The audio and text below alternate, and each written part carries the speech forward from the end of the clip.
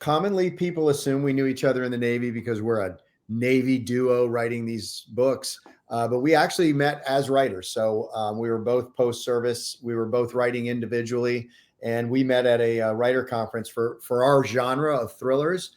The biggest conference in the world is the International Thriller Writers that meets every year in New York. And we were debut authors in the same class. And to be honest, I always joke that he was a stalker because he's a submariner. So of course he was, right? But the truth is I kind of was. So I met Brian at the opening reception because I sat in my hotel room the night that evening with my wife, looking through this big book of all the people that were going to be there, trying to pick out other veterans. So I would have something to talk about, right? Like, you know how it is, especially when you're shortly post-service. And at the time I was still doing some other stuff. What am I going to talk to some other dude about? Like, so I'm like memorizing the picture, the faces of okay, he was in the Navy and this guy was in the Army and this guy was this. And I saw Brian, we went down to the reception. We'd been there like 5 minutes and I saw him. Now this part is true. He was sitting by himself looking sad. And that's how I knew it was him, because it said he was a submariner. So, okay, the guy crying in his beer, that must be him. So I went over and introduced myself and we just hit it off. So that's that story. Mostly true. Is that true, Brian? Mostly true. Yeah. Especially the stalking part. I think that resonates.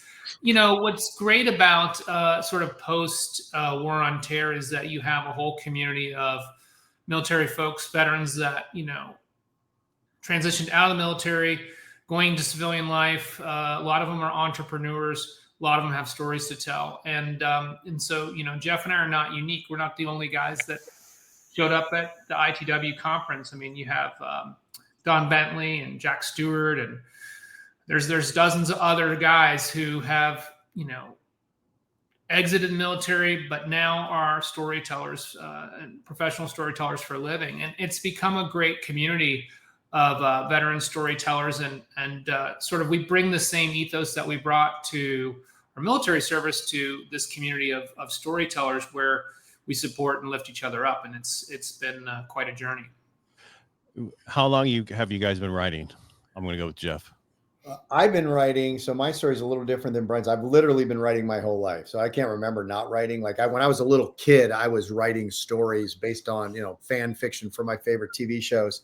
Published my first short story when I was like 13 or 14. So I don't ever remember a time of my life where I wasn't creating stories and writing them down.